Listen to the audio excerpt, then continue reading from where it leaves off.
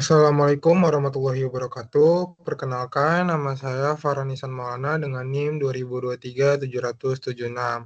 Kali ini saya akan menjelaskan mengenai tugas akhir membuat video PSAK.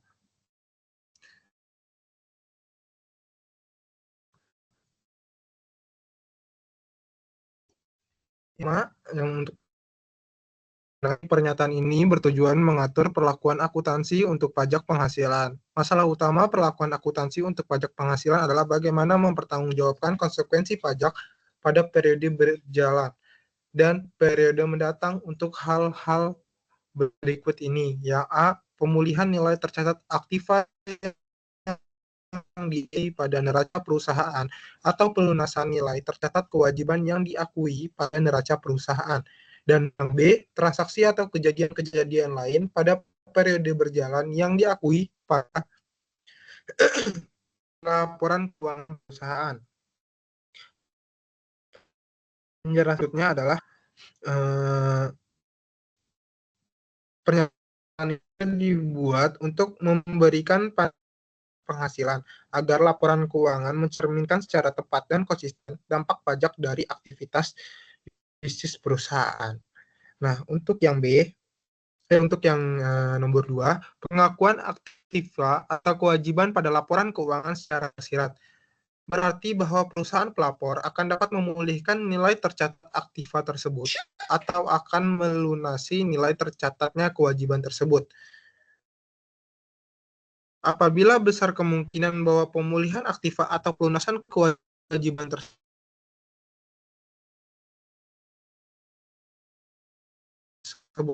akan mengakibatkan pembayaran bibis atau lebih kecil di pajak, pelunasan kewajiban yang tidak memiliki konsekuensi pajak. Maka pernyataan ini mengharuskan perusahaan untuk mengakui kewajiban pajak tangguhan atau aktiva pajak tangguhan dengan beberapa pengecualian. Nah, maksudnya di sini itu ketika suatu aset atau kewajiban diakui dalam laporan keuangan, hal ini mengandung asumsi tersirat bahwasanya aset tersebut akan dipulihkan di masa depan, misalnya melalui penggunaan ataupun penjualan. Yang kedua adalah kewajiban tersebut akan dilunasi di masa depan, misalnya melalui pembayaran kas atau transfer aset lainnya. Untuk yang ketiga, pernyataan ini mengharuskan perusahaan memperlakukan konsekuensi pajak dari suatu transaksi dan kejadian lain, sama dengan cara perusahaan memperlakukan transaksi dan kejadian tersebut. Oleh karena itu, untuk transaksi dan kejadian lain yang diakui pada laporan laba rugi, konsekuensi atau pengaruh pajak dari transaksi dan kejadian tersebut harus diakui pula pada laporan laba rugi.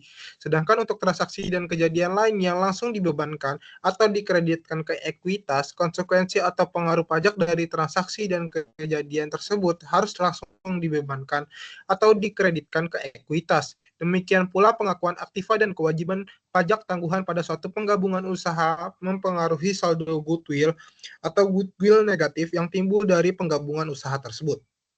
Nah, inti penjelasannya itu adalah pernyataan ini tuh menekankan bahwa perlakuan akuntansi terhadap pajak penghasilan haruslah konsisten dengan perlakuan akuntansi atas transaksi atau kejadian yang menimbulkannya. Artinya di mana suatu transaksi diakui, disitulah konsekuensi pajak juga harus diakui.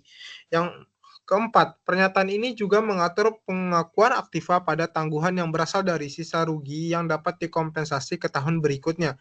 Penyajian pajak penghasilan pada laporan keuangan dan pengungkapan informasi yang berhubungan dengan pajak penghasilan. Nah, maksudnya di sini tuh adalah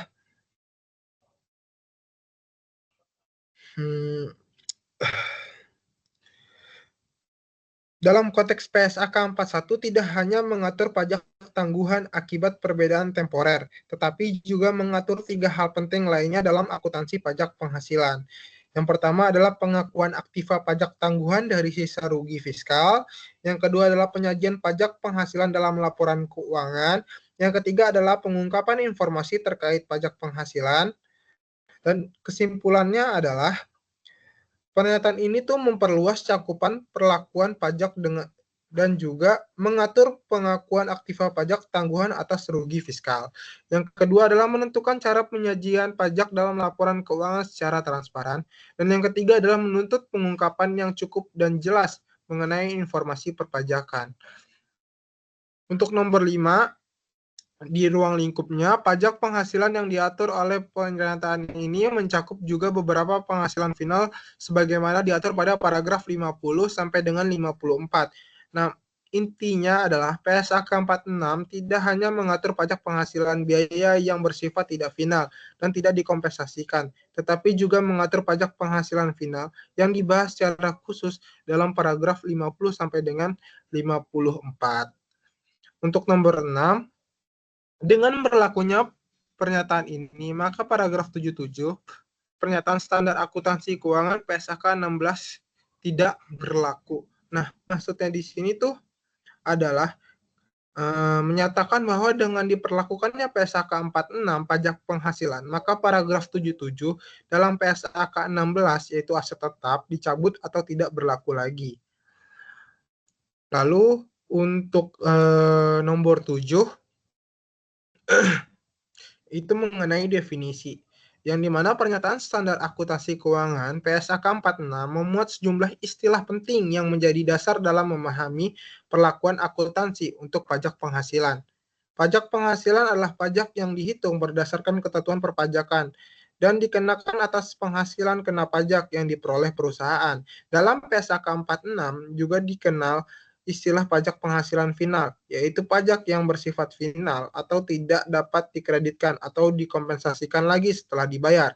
Pajak ini dikenakan atas jenis penghasilan tertentu, dan penghasilan tersebut tidak digabungkan dengan penghasilan lain dalam perhitungan pajak penghasilan biasa. Nah, lalu pembagiannya itu ada laba akuntansi. Adalah laba atau rugi bersih suatu entitas selama satu periode yang dihitung berdasarkan standar akuntansi sebelum dikurangi beban pajak. Sementara itu penghasilan kena pajak atau laba fiskal adalah laba atau rugi yang dihitung menurut ketentuan perpajakan dan digunakan sebagai dasar penghitungan pajak penghasilan. Lalu di sini ada beban pajak atau tax expense, yang dimana dasar perhitungan pajak penghasilan itu digunakan sebagai dasar penghitungan pajak penghasilan. Lalu ada beban pajak atau tax expense merupakan jumlah keseluruhan pajak penghasilan yang dibebankan pada periode tertentu dan terdiri atas pajak kini dan pajak tangguhan. Lalu ada pajak kini atau current tax, adalah pajak yang terutang atau laba fiskal pada periode berjalan dan harus dibayar ke otoritas pajak. Di sisi lain, PSAK 46 juga mengatur pengakuan pajak tangguhan yang muncul karena adanya perbedaan temporer antara perlakuan akuntansi dan perpajakan. Jika perbedaan tersebut menyebabkan timbulnya kewajiban membayar pajak di masa depan, maka disebut kewajiban pajak tangguhan atau deferred tax liabilities. Lalu, sebaliknya, jika perbedaan tersebut menyebabkan hak untuk memperoleh pengurangan pajak di masa yang akan datang, maka disebut aktiva pajak tangguhan atau deferred tax asset. Aktiva pajak tangguhan juga dapat timbul dari sisa rugi fiskal yang dapat dikompensasi pada tahun-tahun yang akan mendatang. Perkenalkan, nama saya Arsinta Wahyanda Lestari dengan NIM 2023-756. Di sini saya akan melanjutkan pembahasan dari materi sebelumnya.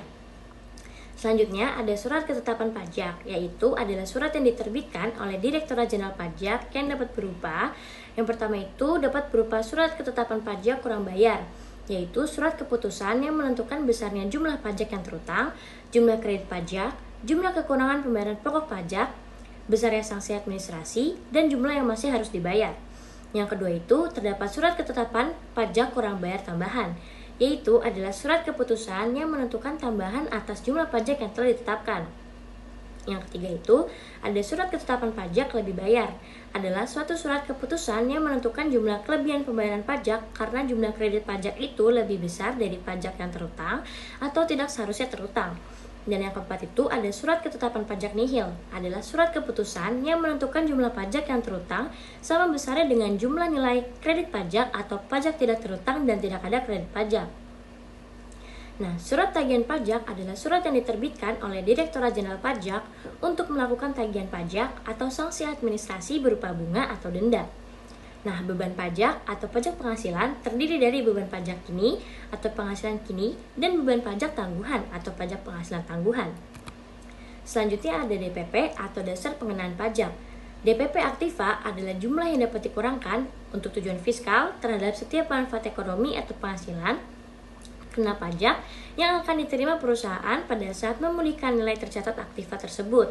Nah, apabila manfaat ekonomi atau penghasilan tersebut tidak akan dikenakan pajak, maka DPP aktivanya itu adalah sama dengan nilai tercatat aktiva. Contohnya, yang pertama ada mesin dengan nilai perolehan 100. Untuk tujuan fiskal, mesin ini tuh telah disusutkan sebesar 30 dan nilai sisa buku itu dapat dikurangkan pada periode mendatang. Nah, penghasilan mendatang dari penggunaan aktiva merupakan objek pajak. Jadi DPP aktiva tersebut adalah 70. Yang kedua, piutang bunga mempunyai nilai tercatat 100. Untuk tujuan fiskal, pendapatan bunga itu dapat diakui dengan dasar kas. DPP piutang bunga adalah nihil. Yang ketiga, ada piutang usaha yang mempunyai nilai tercatat 100. Pendapatan usaha terkait telah diakui untuk tujuan fiskal. Jadi DPP piutangnya adalah 100. Yang keempat, ada pinjaman yang diberikan yang mempunyai nilai tercatat 100. Nah, penerimaan kembali pinjaman itu tidak mempunyai konsekuensi pajak, maka DPP pinjaman yang diberikan adalah 100. Nah, DPP kewajiban adalah nilai tercatat kewajiban dikurangi dengan setiap jumlah yang dapat dikurangkan pada masa mendatang. Contohnya, yang pertama itu ada nilai tercatat beban yang masih harus dibayar atau accrued expense senilai 100. Nah, biaya tersebut itu dapat dikurangkan untuk tujuan fiskal dengan dasar kas. Jadi DPP-nya adalah 0. Yang kedua, ada nilai tercatat pendapatan bunga diterima di muka yang nilainya 100. Untuk tujuan fiskal, pendapatan bunga tersebut itu dikenakan pajak dengan dasar kas. Jadi DPP-nya adalah 0. Yang ketiga, ada nilai tercatat beban yang masih harus dibayar atau accrued expense sebesar 100. Untuk tujuan fiskal, biaya tersebut itu telah dikurangkan, maka DPP-nya adalah 100. Yang keempat, terdapat nilai tercatat beban denda yang masih harus dibayar sebesar 100. Untuk tujuan fiskal, beban denda tersebut tidak dapat dikurangkan, maka DPP-nya adalah 100. Yang terakhir, yang kelima, ada nilai tercatat pinjaman yang diterima sebesar 100. Nah, pelunasan pinjaman tersebut tidak mempunyai konsekuensi pajak, jadi DPP-nya adalah 100. Apabila DPP aktiva atau kewajiban tidak begitu jelas, maka DPP tersebut itu dapat ditentukan menurut prinsip dasar yang digunakan dalam pernyataan ini. Dengan beberapa pengecualian, perusahaan itu harus mengakui kewajiban atau aktiva pajak tangguhan. Apabila pemulihan nilai tercatat aktiva atau pelunasan nilai tercatat kewajiban tersebut akan mengakibatkan pembayaran pajak pada periode mendatang lebih besar atau lebih kecil dibandingkan dengan pembayaran pajak sebagai akibat pemulihan aktiva atau pelunasan kewajiban yang tidak memiliki konsekuensi pajak.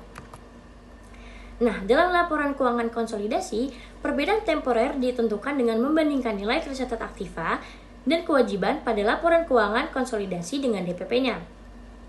Nah, berhubung peraturan perundang perpajakan Indonesia ini tidak memperkenalkan SPT konsolidasi, maka DPP aktiva dan kewajiban ditentukan dengan merujuk pada SPT masing-masing entitas. Selanjutnya ada pengakuan aktiva pajak kini atau current tax assets dan kewajiban pajak kini atau current tax liabilities. Nah, jumlah pajak kini yang belum dibayar harus diakui dengan kewajiban apabila jumlah pajak yang telah dibayar untuk periode berjalan dan periode sebelumnya melebihi jumlah pajak yang terutang untuk periode-periode tersebut, maka selisihnya itu dapat diakui sebagai aktiva. Selanjutnya, terdapat pengakuan aktiva pajak tangguhan atau deferred tax assets dan kewajiban pajak tangguhan atau deferred tax liabilities. Yang pertama, ada perbedaan temporer kena pajak atau taxable temporary difference. Jadi semua perbedaan temporer kena pajak diakui sebagai kewajiban pajak tangguhan, kecuali jika timbul perbedaan temporer kena pajak. Oke, selanjutnya akan dipresentasikan oleh saya, yaitu Filis Nanjalika Harefa dengan NIM 2023-760.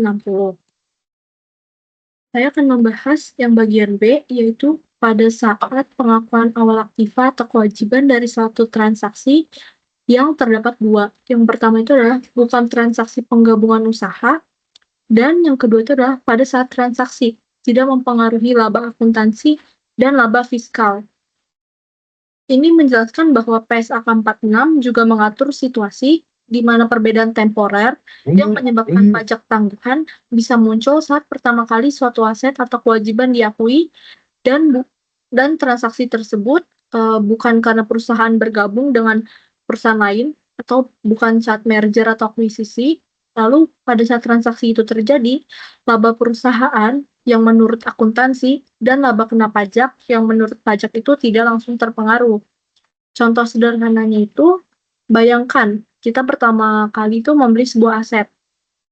Saat pertama kali Anda mencatatnya di buku, ada kemungkinan nilai aset itu di mata akuntansi berbeda dengan nilai aset di mata pajak. Tapi perbedaan ini tuh belum langsung mempengaruhi laba aset kita pada saat itu. Selanjutnya ada paragraf 15, pengakuan suatu aktiva mengandung makna bahwa nilai tercatat aktiva tersebut akan terpulihkan dalam bentuk manfaat ekonomi yang akan diterima oleh perusahaan pada periode mendatang. Ini adalah prinsip dasar akuntansi. Ketika Anda mengakui aset, Anda berharap aset itu akan memberikan keuntungan di masa depan. Nah, apabila nilai tercatat aktiva lebih besar daripada DPP-nya, jumlah manfaat ekonomi yang kena pajak akan melebihi jumlah yang dapat dikurangkan untuk tujuan fiskal. Yang pertama itu ada nilai tercatat aktiva. Jadi ini adalah nilai aset di laporan keuangan kita yang menurut akuntansi. Yang kedua itu ada DPP atau dasar pengenaan pajak. Ini adalah nilai aset yang digunakan untuk tujuan perhitungan pajak. Yang ketiga adalah jika nilai tercatat lebih besar daripada DPP-nya, artinya menurut akuntansi, aset kita itu nilainya lebih tinggi daripada yang diakui oleh pajak. Ini akan menimbulkan perbedaan temporer kena pajak. Kenapa kena pajak? Karena di masa depan, saat kita menggunakan aset, kita akan dikenakan pajak lebih banyak dari yang seharusnya bisa dikurangkan. Nah, perbedaan yang tadi itu merupakan perbedaan temporer kena pajak dan kewajiban pajak penghasilan pada periode mendatang merupakan kewajiban pajak tangguhan. Karena ada perbedaan yang akan membuat kita membayar pajak lebih banyak di masa depan, maka ini dicatat kewajiban pajak tangguhan atau Deferred Tax Liabilities atau biasa disingkat DTL. Ini semacam utang pajak yang akan Anda bayar nanti. Nah, pada saat perusahaan memulihkan atau recover nilai tercatat aktiva, perbedaan temporer kena pajak akan terrealisasi menjadi laba fiskal. Hal ini dapat mengakibatkan timbulnya kewajiban pajak. Oleh karena itu, pernyataan ini menghendaki pengakuan semua kewajiban pajak tangguhan, kecuali pada kondisi tertentu seperti pada paragraf 14. Memulihkan nilai tercatat aktiva berarti kita menggunakan aset tersebut, misalnya melalui penyusutan atau saat aset tersebut dijual. Saat itu terjadi, perbedaan antara akuntansi dan pajak akan terbalik, dan kita akan benar-benar membayar pajak atas perbedaan tersebut. Nah, maka dari itu, PSAK 46 ini mewajibkan perusahaan untuk mengakui semua kewajiban pajak tangguhan ini agar laporan keuangan mencerminkan kondisi pajak yang sebenarnya di masa depan. Selanjutnya ada paragraf 16. Beberapa perbedaan temporer timbul apabila penghasilan atau beban diakui dalam penghitungan laba akuntansi yang berbeda dengan periode saat penghasilan atau beban tersebut diakui dalam penghitungan laba fiskal. Nah, ini tuh menegaskan kembali bahwa perbedaan temporer sering kali muncul karena perbedaan waktu pengakuan pendapatan atau beban antara akuntansi dan pajak. Contohnya itu, penyusutan yang digunakan dalam penghitungan laba fiskal mungkin berbeda dengan penyusutan yang digunakan dalam penghitungan laba akuntansi. Ini adalah contoh klasik. Akuntansi itu mungkin menggunakan metode straight line atau penyusutan garis lurus, sementara pajak mungkin menggunakan metode penyusutan dipercepat, misalnya double declining atau saldo menurun. Nah, perbedaan temporernya adalah selisih antara nilai tercatat aktiva tetap dengan DPP-nya. Perbedaan ini adalah inti dari pajak tangguhan. Selanjutnya, DPP aktiva tetap adalah sebesar harga perolehan dikurangi seluruh pengurangan yang diperkenankan oleh peraturan perundangan perpajakan dalam penghitungan fiskal. Ini adalah cara menghitung nilai aset untuk tujuan pajak. Lalu ada perbedaan temporer kena pajak tersebut menyebabkan timbulnya kewajiban pajak tangguhan apabila penyusutan menurut pajak menggunakan metode dipercepat atau accelerated. Nah, jika pajak menggunakan penyusutan dipercepat, artinya di awal-awal, beban penyusutan menurut pajak lebih besar daripada akuntansi. Ini membuat laba kena pajak lebih kecil, sehingga pajak yang dibayar sekarang lebih kecil. Tapi di kemudian hari, beban penyusutan pajak akan lebih kecil, sehingga laba kena pajak akan lebih besar, dan kita harus membayar lebih banyak pajak. Inilah yang menciptakan kewajiban pajak tangguhan atau DTL. Sebaliknya, apabila penyusutan menurut pajak lebih lambat dibanding penyusutan menurut akuntansi, maka timbul perbedaan temporer yang boleh dikurangkan dalam penghitungan laba fiskal, sehingga timbul aktiva pajak tangguhan. Nah, jika pajak menggunakan penyusutan lebih lambat, artinya di awal-awal, beban penyusutan menurut pajak lebih kecil daripada akuntansi.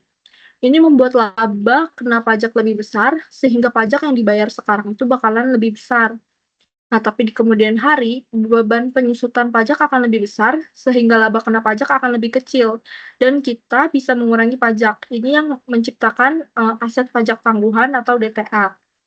Nah, intinya itu, bagian ini menekankan bahwa perbedaan antara aturan akuntansi dan aturan pajak, terutama dalam hal penyusutan aset, adalah penyebab utama munculnya pajak tangguhan.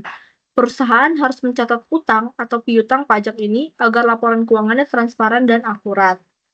Selanjutnya ada paragraf 17, perbedaan temporer itu juga timbul apabila yang pertama itu biaya pemerolehan dalam suatu penggabungan usaha yang secara substansi merupakan suatu akuisisi dialokasikan pada aktiva dan kewajiban tertentu berdasarkan nilai wajar, sedangkan penyesuaian tersebut tidak diperkenankan untuk tujuan fiskal. Ini juga nanti akan dibahas di paragraf 18. Nah, apa artinya? Ketika suatu perusahaan mengakuisisi perusahaan lain, aset dan kewajiban perusahaan yang diakuisisi akan dicatat ulang berdasarkan nilai wajarnya dalam bentuk laporan keuangan. Namun, untuk tujuan pajak, aturan perpajakan mungkin tidak mengizinkan penyesuaian ke nilai wajar ini. Artinya, nilai aset atau kewajiban di laporan akuntansi akan berbeda dengan nilai aset atau kewajiban untuk tujuan pajak. Perbedaan ini akan menimbulkan perbedaan temporer. Nah, yang kedua, terdapat goodwill atau goodwill negatif yang muncul pada saat konsolidasi. Ini akan dibahas di paragraf 18 dan juga 28.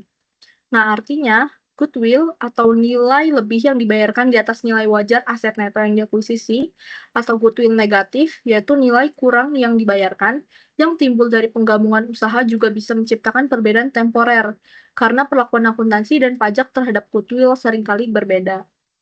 Yang ketiga, pada saat pengakuan awal, DPP aktiva atau kewajiban berbeda dengan nilai tercatatnya. Sebagai contoh, apabila perusahaan memperoleh bantuan atau sumbangan yang bukan merupakan objek pajak dalam bentuk aktiva. Ini terdapat di paragraf 19 dan juga 29.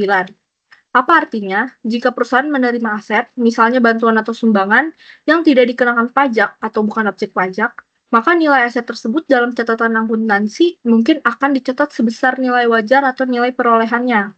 Namun untuk tujuan pajak, yaitu DPP, aset tersebut bisa jadi nol atau berbeda. Perbedaan antara nilai tercatat akuntansi dan DPP pajak inilah yang menimbulkan perbedaan temporer. Selanjutnya itu ada penggabungan usaha, yaitu paragraf 18 dan 19. Nah, untuk paragraf selanjutnya untuk paragraf 18 menjelaskan lebih detail poin 17 yang Kak. Ketika terjadi penggabungan usaha, aset dan kewajiban pihak yang diakuisisi dicatat ulang dengan nilai wajar. Di pembukuan akuntansi, tapi nilai aset dan kewajiban untuk tujuan pajak atau DPP mungkin tetap menggunakan nilai perolehan sebelumnya. Contohnya, perusahaan A membeli perusahaan B. Perusahaan B punya gedung yang dulu dibeli senilai 1 miliar, tapi sekarang nilai wajarnya 2 miliar. Akuntansi akan mencatat gedung di 2 miliar. Pajak mungkin masih mengacu pada harga 1 miliar. Selisih 1 miliar ini adalah perbedaan temporer kena pajak yang akan menciptakan kewajiban pajak tangguhan. Kewajiban pajak tangguhan ini akan mempengaruhi perhitungan goodwill. Selanjutnya ada paragraf 19, yaitu ini adalah pengecualian penting. PSAK 46 menyatakan bahwa kewajiban atau aktiva pajak tangguhan tidak diakui atas goodwill atau goodwill negatif yang timbul dari penggabungan usaha sesuai dengan PSAK 22. Nah, kenapa? Karena pengakuan pajak tangguhan atas goodwill ini akan membuat perhitungan goodwill menjadi lebih rumit dan juga makin kurang informatif. Jadi, untuk goodwill itu sendiri tidak dihitung pajak tangguhannya. Selanjutnya ada paragraf 20, yaitu pengakuan awal aktiva atau kewajiban. Paragraf ini itu menjelaskan bagaimana perlakuan pajak tangguhan saat aset atau kewajiban pertama kali diakui tergantung dari jenis transaksinya. Yang pertama, dalam suatu penggabungan usaha, perusahaan itu mengakui kewajiban atau aktiva pajak tangguhan dan pengakuan ini mempengaruhi jumlah goodwill atau goodwill negatif. Ini terdapat di paragraf yang tadi kita bahas, yaitu paragraf 19. Ini mengacu kembali ke paragraf 19 pada penggabungan usaha jika ada perbedaan temporer karena revaluasi aset atau kewajiban ke nilai wajar selain goodwill itu sendiri, maka pajak tangguhannya diakui dan akan mempengaruhi nilai goodwill. Nah, yang B, apabila transaksi mempengaruhi laba akuntansi atau laba fiskal, perusahaan mengakui kewajiban atau aktiva pajak tangguhan dan mengakui beban atau penghasilan pajak tangguhan pada laporan laba rugi. Nah, hal ini tuh sering terjadi jika suatu transaksi langsung mempengaruhi laba kita, baik di akuntansi maupun pajak, maka pajak tangguhan yang timbul dari perbedaan itu akan diakui sebagai beban atau penghasilan pajak tangguhan di laporan laba rugi kita. Yang ketiga, apabila sifat transaksi itu yang pertama bukan transaksi penggabungan usaha, lalu yang kedua tidak mempengaruhi laba akuntansi atau laba fiskal, atau yang ketiga tidak dikecualikan dalam paragraf 15 dan 21, maka perusahaan tidak diperkenankan mengakui kewajiban atau aktiva pajak tangguhan pada pengakuan awal ataupun pada periode selanjutnya atau subsequent recognition karena penyesuaian nilai tercatat aktiva atau kewajiban sebesar nilai aktiva atau kewajiban pajak tangguhan tersebut akan mengakibatkan laporan keuangan menjadi kurang transparan. Perusahaan juga tidak diperkenankan untuk mengakui perubahan selanjutnya dalam kewajiban atau aktiva pajak tangguhan yang belum diakui pada saat aktiva tersebut disusunkan. Nah, ini adalah pengecualian penting lainnya jika ada transaksi yang bukan penggabungan usaha dan tidak mempengaruhi laba akuntansi atau laba fiskal pada saat itu, dan bukan dari pengecualian yang disebutkan sebelumnya, misalnya goodwill negatif. Maka perusahaan tidak boleh mengakui pajak tangguhan, baik kewajiban maupun aset, pada saat pengakuan awal maupun di kemudian hari. Mengapa? Karena mengakui pajak tangguhan dalam situasi ini bisa membuat laporan keuangan menjadi kurang jelas atau kurang transparan karena penyesuaiannya akan terlalu artifisial. Contohnya adalah aset yang diterima sebagai sumbangan yang secara fiskal tidak ada nilai perolehannya. Jika diakuisisi pajak tangguhan akan tampak aneh. Nah, selanjutnya itu ada paragraf 21, perbedaan temporer yang boleh dikurangkan atau deductible temporary differences. Aktiva pajak tangguhan atau deferred tax asset atau biasa sering disingkat DTA diakui untuk seluruh perbedaan temporer yang boleh dikurangkan. Sepanjang besar kemungkinan perbedaan temporer yang boleh dikurangkan tersebut dapat dimanfaatkan untuk mengurangi laba fiskal pada masa yang akan datang, kecuali aktiva pajak tangguhan yang timbul dari yang pertama adalah goodwill negatif yang diakui sebagai pendapatan tangguhan sesuai dengan PSAK 22 tentang akuntansi penggabungan usaha. Atau, sama seperti pengecualian goodwill di atas, DTA tidak diakui untuk goodwill negatif. Yang kedua, pengakuan awal aktiva atau kewajiban pada suatu transaksi yang bukan transaksi penggabungan usaha dan tidak memengaruhi laba baik akuntansi maupun laba fiskal. Nah, ini adalah pengulangan dari poin 20 yang bagian C, jika aset atau kewajiban diakui pertama kali dari transaksi yang tidak memengaruhi laba dan bukan penggabungan usaha, maka DTA juga tidak diakui. Singkatnya, bagian ini tuh memperluas pemahaman kita tentang kapan perbedaan temporer bisa muncul, terutama dari penggabungan usaha dan penerimaan aset non-pajak, dan memberikan panduan kapan pajak tangguhan harus diakui dan kapan tidak boleh diakui demi menjaga transparansi laporan keuangan. Saya Kirani Yudia Putri dengan NIM 2023-779. Selanjutnya ada di paragraf 22, pengakuan kewajiban berarti kewajiban akan diselesaikan di masa depan dengan sumber daya yang bisa mengurangi laba fiskal saat digunakan. Selisih antara nilai tercatat kewajiban dan dasar pengenaan pajaknya atau DPP itu menciptakan perbedaan temporer yang menimbulkan aktiva pajak tangguhan. Aktiva pajak tangguhan juga muncul jika nilai tercatat suatu aktiva itu lebih rendah dari DPP-nya, karena selisih itu dapat dipulihkan di masa depan melalui pengurangan pajak. Selanjutnya ada dari paragraf 23, contoh perbedaan temporer yang boleh dikurangkan adalah biaya manfaat pensiun yang diakui dalam laba akuntansi tetapi baru dikurangkan secara fiskal saat dibayar. Karena DPP-nya itu biasanya 0, selisih dengan nilai tercatat menjadi perbedaan temporer. Hal ini menimbulkan aktiva pajak tangguhan, karena akan memberikan penghematan pajak di masa depan saat pembayaran dilakukan. Selanjutnya ada paragraf 24, aktiva pajak tangguhan hanya diakui jika besar kemungkinan perusahaan akan memiliki laba fiskal yang memadai di masa depan, agar manfaat pengurangan pajak dari perbedaan temporer yang boleh dikurangkan dapat dimanfaatkan. Oke, selanjutnya ada pengakuan awal aktiva atau kewajiban. Dari paragraf 25, aktiva pajak tangguhan dapat timbul dari bantuan atau sumbangan yang tidak kena pajak karena secara akuntansi aktiva tersebut itu disusutkan, tetapi secara fiskal tidak. Hal ini menciptakan perbedaan temporer yang boleh dikurangkan.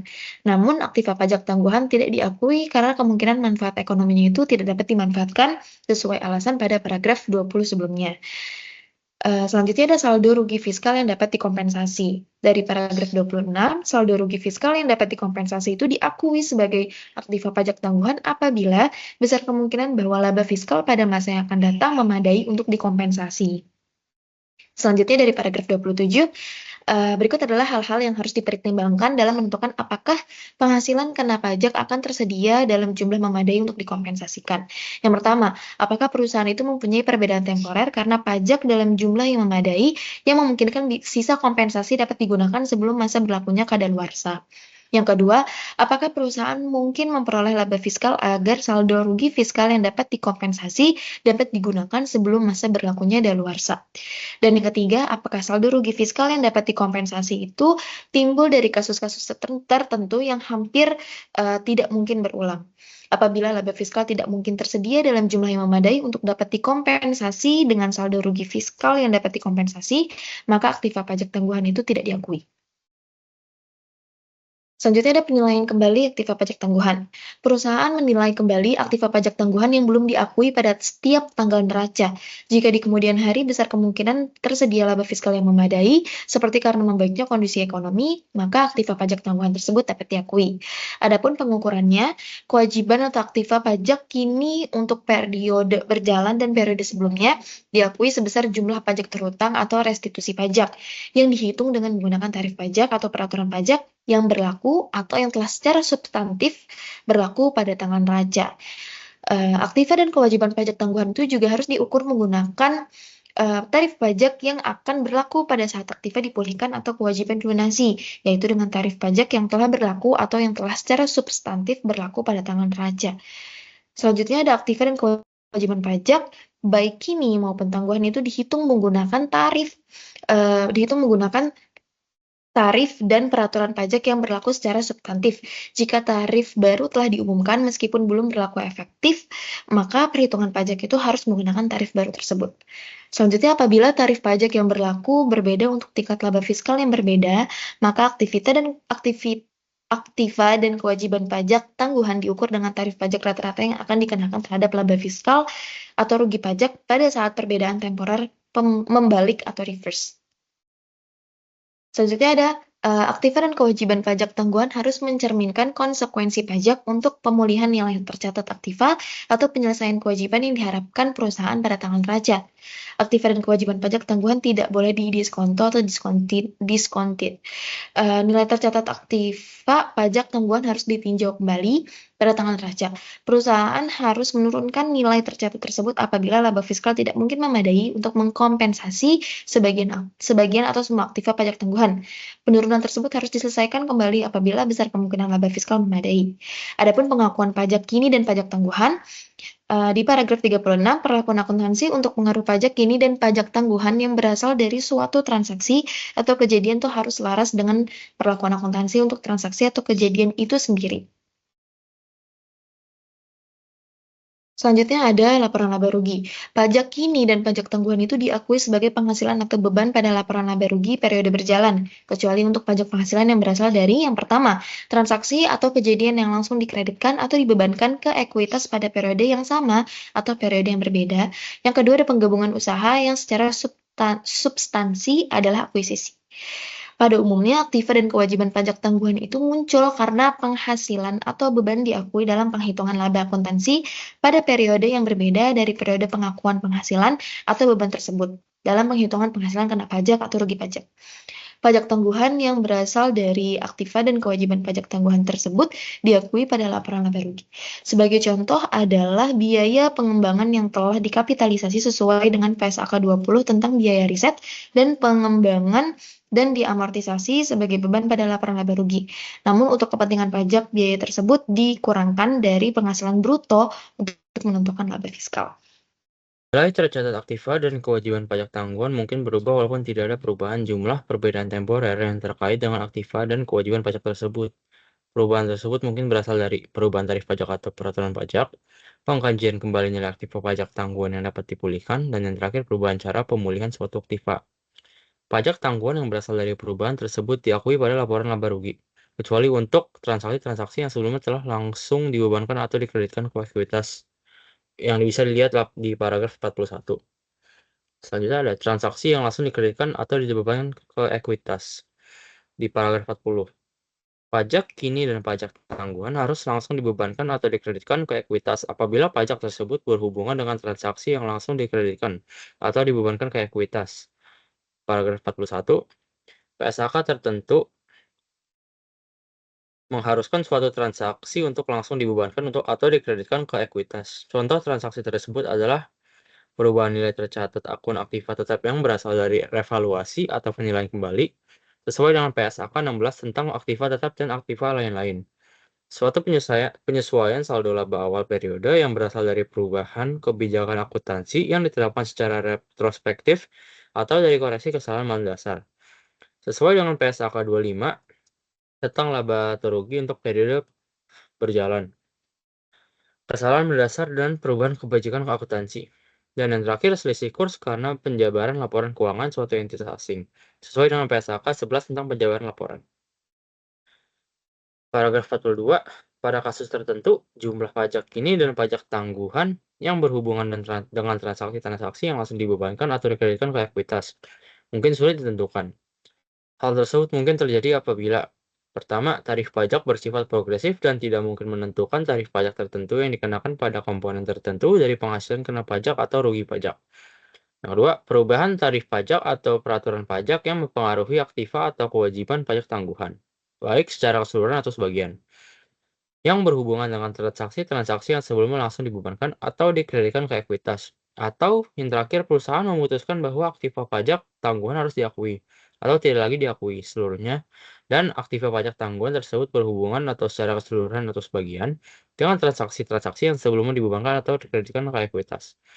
Pada kasus tersebut, jumlah pajak kini dan pajak tangguhan yang berhubungan dengan transaksi-transaksi yang dikreditkan atau dibebankan ke ekuitas ditentukan dengan dasar alokasi proporsional atau pro rata allocation dari pajak kini dan pajak tangguhan, atau metode lain yang menghasilkan alokasi yang lebih sesuai. Selanjutnya ada pajak tangguhan yang berasal dari penggabungan usaha. Paragraf 43, seperti dijelaskan pada paragraf 17 dan 21b, perbedaan temporer mungkin timbul dari suatu penggabungan usaha yang secara substansi adalah akuisisi. Sesuai dengan PSAK 22 tentang akuntansi penggabungan usaha, perusahaan mengakui setiap aktiva pajak tangguhan atau apabila perbedaan temporer tersebut memenuhi kriteria pengakuan seperti tersebut pada paragraf 21 atau kewajiban pajak tangguhan pada tanggal akuisisi. Oleh karena itu, aktiva dan kewajiban pajak tangguhan tersebut mempengaruhi saldo goodwill atau goodwill negatif. Namun sesuai dengan paragraf 16A dan 21A, perusahaan tidak mengakui kewajiban pajak tangguhan yang berasal dari goodwill, atau apabila amortisasi goodwill tersebut tidak dapat menjadi pengurang untuk perhitungan pajak, dan juga tidak mengakui aktiva pajak tangguhan yang berasal dari goodwill negatif yang tidak dikenakan pajak dan yang diperlakukan sebagai pendapatan tangguhan atau deferred income. Paragraf 44, apabila perusahaan pengakuisisi tidak mengakui aktiva pajak tangguhan dari perusahaan yang diakuisisi pada tanggal terjadi penggabungan usaha, dan apabila aktiva pajak tanggungan tersebut kemudian diakui pada laporan keuangan. Konsolidasi. Perusahaan pengakuisisi. Penghasilan pajak tanggungan tersebut harus diakui pada laporan laba rugi. Di samping itu, perusahaan mengakuisisi menyesuaikan yang pertama, menyesuaikan nilai tercatat goodwill dan saldo amortisasi akumulasian menjadi jumlah yang seharusnya telah dicatat apabila aktiva pajak tanggungan telah diakui pada tanggal terjadinya penggabungan usaha dan mengakui pengurangan nilai tercatat goodwill sebagai beban. Namun perusahaan pengakuisisi tidak mengakui goodwill negatif dan tidak juga menambah nilai tercatat goodwill negatif. Selanjutnya penyajian. Di penyajian ini ada aktiva pajak dan kewajiban pajak. Di paragraf 45, aktiva pajak dan kewajiban pajak harus disajikan terpisah dari aktiva dan kewajiban lainnya dalam neraca. Aktiva pajak tanggungan dan kewajiban pajak tanggungan harus dibedakan dari aktiva pajak ini dan kewajiban pajak ini. Paragraf 46. Apabila dalam laporan keuangan suatu perusahaan, aktiva dan kewajiban lancar disajikan terpisah dari aktiva dan kewajiban tidak lancar, maka aktiva atau kewajiban pajak tanggungan tidak boleh disajikan sebagai aktiva atau kewajiban lancar. Selanjutnya, saling menghapuskan atau offset. Paragraf 47. Aktiva pajak kini harus dikompensasi atau offset dengan kewajiban pajak ini dan jumlah netonya harus disajikan pada neraca. Selanjutnya ada beban. Di bagian beban pajak, ada beban atau penghasilan pajak yang berhubungan dengan laba atau rugi dari aktivitas normal. Paragraf 48. Beban atau penghasilan pajak yang berhubungan dengan laba atau rugi dari aktivitas normal harus disajikan tersendiri pada laporan laba rugi. Di beban pajak selanjutnya, selisih kurs dari penjabaran aktiva atau kewajiban pajak tanggungan yang berasal dari luar negeri. Paragraf 49. Walaupun PSAK 11 tentang penjabaran laporan keuangan dalam mata uang asing mengharuskan selisih kurs atau exchange difference tertentu diakui sebagai pendapatan atau beban. Namun standar tersebut tidak mengatur pada elemen apakah selisih kurs tersebut harus disajikan dalam laporan laba rugi. Oleh karena itu, selisih kurs dari penjabaran aktiva atau kewajiban pajak tanggungan yang berasal dari penjabaran laporan keuangan entitas asing boleh dikelompokkan ke beban atau penghasilan. Perkenalkan, nama saya Salsabila Dinda Stianingrum dengan NIM 2023-778. Lalu selanjutnya ada pajak penghasilan final. Di paragraf 50-51 membahas tentang jika terdapat perbedaan antara nilai tercatat dan dasar pengenaan pajak atau DPP atas penghasilan yang dikenai PPh final, itu tidak diakui sebagai aktiva atau kewajiban pajak tangguhan. Penghasilan yang dikenai PPh final tidak dilaporkan sebagai penghasilan kena pajak dan beban terkait tidak bisa dikurangkan dalam perhitungan pajak. Namun, pendapatan dan beban tersebut tetap diakui dalam laporan laba rugi menurut akuntansi. Tidak ada perbedaan temporer sehingga tidak timbul pajak tangguhan. Di paragraf 52, beban pajak dari PPh final diakui secara proporsional terhadap pendapatan yang diakui dalam akuntansi selama periode berjalan. Lalu di paragraf 53-54 membahas tentang selisih antara PPh final terutang dan yang dicatat di laporan laba rugi diakui sebagai pajak dibayar di muka atau pajak yang masih harus dibayar. Kedua akun ini harus disajikan secara terpisah dalam laporan keuangan. Selanjutnya, perlakuan akuntansi untuk hal-hal khusus. Di paragraf 55 membahas tentang tambahan pokok pajak dan denda dari surat ketetapan pajak atau SKP dibukukan sebagai yang pertama, pendapatan atau beban lain-lain di laporan laba rugi jika tidak diajukan keberatan atau banding. Nah, jika diajukan keberatan atau banding, maka pembebanannya itu ditangguhkan. Bila ada kesalahan mendasar, perlakuan itu mengacu pada PSAK 25 yang membahas tentang perubahan kebijakan akuntansi dan koreksi kesalahan. Lalu ada pengungkapan. Di paragraf 56, perusahaan itu harus mengungkapkan informasi penting terkait beban atau penghasilan pajak yang mencakup komponen utama beban atau penghasilan pajak, jumlah pajak kini dan taguhan yang langsung mempengaruhi ekuitas, beban atau penghasilan pajak terkait kos luar biasa, hubungan antara beban pajak dan laba akuntansi yang mencakup rekonsiliasi nominal atau rupiah atau rekonsiliasi tarif efektif dengan tarif berlaku. Lalu perubahan tarif pajak dan perbandingannya dengan periode sebelumnya, perbedaan temporer dan rugi fiskal yang belum diakui sebagai aktiva pajak tangguhan. Lalu, untuk setiap kelompok perbedaan temporer dan rugi fiskal, itu mencakup nilai aktiva dan kewajiban pajak tangguhan pada neraca. Lalu, beban pajak tangguhan yang diakui di laba rugi jika tidak bisa dilihat dari perubahan di neraca. Lalu bagian H, untuk operasi yang tidak dilanjutkan, itu mencakup pajak dari keuntungan atau rugi penghentian operasi dan pajak dari laba atau rugi aktivitas normal operasi yang tidak dilanjutkan. Lalu di paragraf 57, mencangkup unsur-unsur beban atau penghasilan pajak meliputi pajak kini, penyesuaian pajak kini dari periode sebelumnya, pajak tangguhan dari munculnya atau realisasi perbedaan temporer, pajak tangguhan dari perubahan tarif atau aturan perpajakan, manfaat dari rugi fiskal atau perbedaan temporer sebelumnya yang dipakai untuk mengurangi beban pajak kini atau tangguhan. Dan yang terakhir, beban pajak tangguhan akibat penurunan atau pemulihan aktiva pajak tangguhan. Di paragraf 58, membahas tentang jika pengakuan aktiva pajak tangguhan tergantung pada laba fiskal masa depan dan perusahaan mengalami kerugian, maka perlu diungkapkan jumlah dan bukti yang mendukung kemungkinan aktiva pajak tersebut bisa digunakan. Lalu di paragraf 59 membahas tentang sifat dan jumlah pos luar biasa wajib diungkap di laporan laba rugi atau catatan atas laporan keuangan, dan jumlahnya itu harus ditampilkan neto setelah pajak. Jika tidak dapat dialokasikan secara spesifik, beban pajak bisa disajikan secara agregat atau total.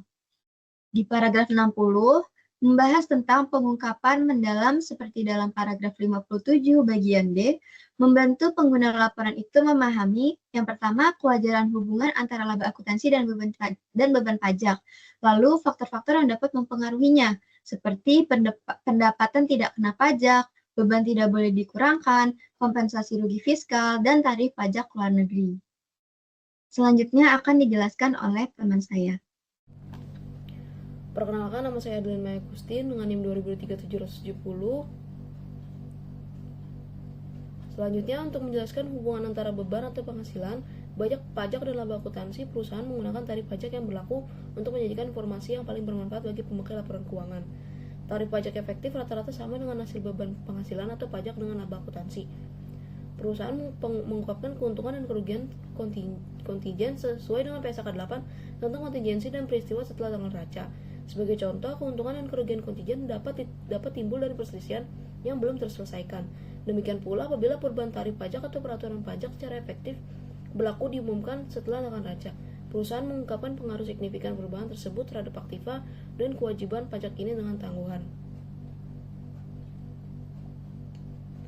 Selanjutnya, pengakuan aktiva pajak kini atau current tax asset dan kewajiban pajak kini atau current tax liabilities. Jumlah pajak kini yang belum dibayar harus diakui sebagai kewajiban apabila jumlah pajak yang telah dibayar untuk periode berjalan dan periode sebelumnya melebihi jumlah pajak yang terutang untuk periode tersebut, maka selisihnya diakui sebagai aktiva. Selanjutnya, perbedaan temporer kena pajak atau taxable temporary differences. Semua perbedaan temporer kena pajak diakui sebagai kewajiban pajak tangguhan, kecuali jika timbul perbedaan temporer kena pajak. Yang pertama, dari goodwill yang amortisasinya tidak dapat dikurangkan untuk tujuan fiskal, atau yang kedua pada saat pengakuan awal aktiva atau kewajiban dari suatu transaksi. Yang pertama bukan transaksi penggabungan usaha, dan yang kedua pada saat transaksi tidak mempengaruhi laba akuntansi dan laba fiskal. Selanjutnya, perbedaan temporer yang boleh dikurangkan atau deductible temporary differences. Aktiva pajak tangguhan atau deferred tax asset diakui untuk seluruh perbedaan temporer yang boleh dikurangkan. Sepanjang besar kemungkinan perbedaan temporer yang boleh dikurangkan tersebut dapat dimanfaatkan untuk mengurangi laba fiskal pada masa yang akan datang, kecuali aktiva pajak tangguhan yang timbul dari A. Goodwill negatif yang diakui sebagai pendapatan tangguhan sesuai dengan PSK 22 tentang akuntansi penggabungan usaha, atau B. Pengakuan awal aktiva atau kewajiban pada suatu transaksi yang pertama bukan transaksi penggabungan usaha dan yang kedua tidak mempengaruhi baik laba akuntansi maupun laba fiskal. Selanjutnya, saldo rugi fiskal yang dapat dikompensasi. Saldo rugi fiskal yang dapat dikompensasi diakui sebagai aktiva pajak tangguhan apabila besar kemungkinan bahwa laba fiskal pada masa yang akan datang memadai untuk dikompensasi. Selanjutnya, untuk mengukurannya, kewajiban atau aktiva pajak kini untuk periode berjalan dan periode sebelumnya diakui sebesar jumlah pajak terutang atau restitusi pajak yang dihitung dengan menggunakan tarif pajak yang berlaku atau yang telah secara substantif berlaku pada tanggal raca. Aktiva dan kewajiban pajak tangguhan harus diukur dengan menggunakan tarif pajak yang akan berlaku pada saat aktiva dipulihkan atau kewajiban dilunasi, yaitu dengan tarif pajak atau peraturan pajak yang telah berlaku atau yang telah secara substantif berlaku pada tanggal raca. Aktiva dan kewajiban pajak tangguhan harus mencerminkan konsekuensi pajak untuk pemulihan nilai tercatat aktiva atau penyelesaian kewajiban yang diharapkan perusahaan pada tanggal neraca. Aktiva dan kewajiban pajak tangguhan tidak boleh didiskonto atau discounted, serta nilai tercatat aktiva pajak tangguhan harus ditinjau kembali pada tanggal neraca, dan perusahaan harus menurunkan nilai tercatat tersebut apabila laba fiskal tidak mungkin memadai untuk mengompensasi sebagian atau semua aktiva pajak tangguhan. Penurunan tersebut harus disesuaikan kembali apabila besar kemungkinan laba fiskal memadai. Selanjutnya, laporan laba rugi. Pajak kini dan pajak tangguhan diakui sebagai penghasilan atau beban pada laporan laba rugi periode berjalan, kecuali untuk pajak penghasilan yang berasal dari transaksi atau kejadian yang langsung dikreditkan atau dibebankan ke ekuitas pada periode yang sama atau periode yang berbeda. Yang kedua, paragraf usaha yang secara substantif adalah akuisisi. Selanjutnya, transaksi yang langsung dikreditkan atau dibebankan ke ekuitas. Pajak kini dan pajak tangguhan harus langsung dibebankan atau dikreditkan ke ekuitas apabila pajak tersebut berhubungan dengan transaksi yang langsung dikreditkan atau dibebankan ke ekuitas. Nama saya Stefano Simatupang dengan NIM 2023-766. Sini akan membahas penyajian, aktiva pajak, dan kewajiban pajak. Pada paragraf 75, aktiva pajak dan kewajiban pajak harus disajikan terpisah dari aktiva dan kewajiban lainnya dalam neraca. Aktiva pajak, tangguhan, dan kewajiban pajak tangguhan harus dibedakan dari aktiva pajak kini dan kewajiban pajak kini. Lalu pada paragraf 76, apabila dalam laporan keuangan suatu perusahaan, aktiva dan kewajiban lancar disajikan terpisah dari aktiva dan kewajiban tidak lancar, maka aktiva pajak tangguhan tidak boleh disajikan sebagai aktiva lancar. Lalu selanjutnya ada saling menghapuskan atau offset. Pada paragraf 77, aktiva pajak kini harus dikompensasi atau offset dengan kewajiban pajak kini dan jumlah netonya harus disajikan pada neraca. Lalu kemudian ada beban pajak. Beban atau penghasilan pajak yang berhubungan dengan, pada paragraf 78, beban penghasilan pajak yang berhubungan dengan laba atau rugi dari aktivitas normal harus disajikan tersendiri pada laporan laba rugi. Kemudian pajak penghasilan final. Paragraf 79, apabila nilai tercatat aktiva atau kewajiban yang berhubungan dengan pajak penghasilan final berbeda dari DPP-nya, maka perbedaan tersebut tidak boleh diakui sebagai aktiva atau kewajiban pajak tangguhan. Lalu pada paragraf 80, atas penghasilan yang telah dikenakan PPh final, beban pajak diakui proporsional dengan jumlah pendapatan menurut akuntansi yang diakui pada periode berjalan. Lalu pajak penghasilan final. Paragraf 81, selisih antara jumlah PPh final yang terutang dengan jumlah yang dibebankan sebagai pajak kini pada perhitungan laba rugi diakui sebagai pajak dibayar di muka dan pajak yang masih harus dibayar. Lalu pada paragraf 82, akun pajak penghasilan final dibayar di muka harus disajikan terpisah dari pajak penghasilan final yang masih harus dibayar. Lalu kemudian membahas perlakuan akuntansi untuk hal-hal khusus. Pada paragraf 83, sebutkan jumlah tambahan pokok dan denda pajak yang ditetapkan dengan surat ketetapan pajak harus dibebankan sebagai pendapatan atau beban lain pada laporan laba rugi periode berjalan, kecuali apabila diajukan keberatan dan atau banding. Jumlah tambahan pokok pajak dan yang ditetapkan dengan SKP ditangguhkan pembebarannya apabila terdapat kesalahan mendasar, maka perlakuan akuntansinya mengacu pada PSAK 25 tentang laba atau rugi bersih untuk periode berjalan, kesalahan mendasar, dan perubahan kebijakan akuntansi. Dan kemudian ada pengungkapan. Paragraf 84, yang pertama, unsur-unsur utama beban penghasilan pajak. Kedua ada jumlah pajak kini dan pajak tangguhan yang berasal dari transaksi-transaksi yang langsung dibebankan atau dikreditkan ke ekuitas. Selanjutnya, beban atau penghasilan pajak yang berasal dari pos-pos luar biasa yang diakui pada periode berjalan. Kemudian ada penjelasan mengenai hubungan antara beban atau penghasilan pajak dan laba akuntansi dalam salah satu atau kedua bentuk berikut ini. Yang pertama, rekonsiliasi antara beban atau penghasilan pajak dengan hasil perkalian laba akuntansi dan tarif pajak yang berlaku dengan mengungkapkan dasar perhitungan tarif pajak yang berlaku, atau rekonsiliasi antara tarif pajak efektif rata-rata atau average effective tax rate dan tarif pajak yang berlaku dengan mengungkapkan dasar penghitungan tarif pajak yang berlaku.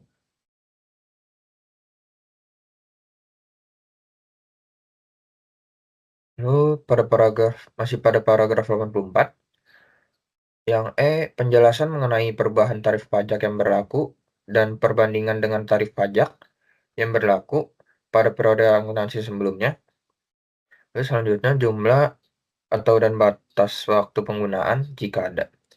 Perbedaan temporer yang boleh dikurangkan dan sisa rugi yang dapat dikompensasi ke periode berikut yang tidak diakui sebagai aktiva pajak tangguhan pada neraca. Selanjutnya untuk setiap kelompok perbedaan temporer dan untuk setiap kelompok rugi yang dapat dikompensasi ke tahun berikut. Pertama, jumlah aktiva dan kewajiban pajak tangguhan yang diakui pada neraca untuk setiap periode penyajian. Yang kedua, jumlah beban atau penghasilan pajak tangguhan yang diakui pada laporan laba rugi apabila jumlah tersebut tidak terlihat dari perubahan jumlah aktiva atau kewajiban pajak tangguhan yang diakui pada eksepsi dan untuk operasi yang tidak dilanjutkan beban pajak yang berasal dari yang pertama keuntungan atau kerugian atas penghentian operasi. Lalu yang kedua, laba atau rugi dari aktivitas normal operasi yang tidak dilanjutkan untuk periode pelaporan bersama dengan jumlah periode akuntansi sebelumnya yang disajikan pada laporan keuangan. Lalu selanjutnya pada paragraf 85, perusahaan harus mengungkapkan jumlah aktiva pajak tangguhan dan sifat bukti yang mendukung pengakuannya. Jika penggunaan aktiva pajak tangguhan tergantung pada apakah laba fiskal yang dapat dihasilkan pada periode mendatang melebihi laba dari realisasi perbedaan temporer kena pajak yang telah ada, dan perusahaan telah menderita kerugian pada periode berjalan atau periode sebelumnya. Lalu kemudian tanggal berlaku efektif.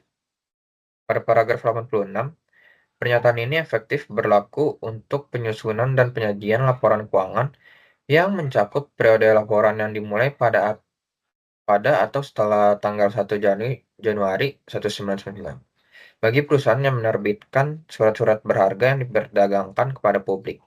Sedang bagi perusahaan lainnya dimulai pada atau setelah 1 Januari 2001. Penerapan lebih dini sangat dianjurkan. Sekian dari presentasi ini kelompok kami. Terima kasih.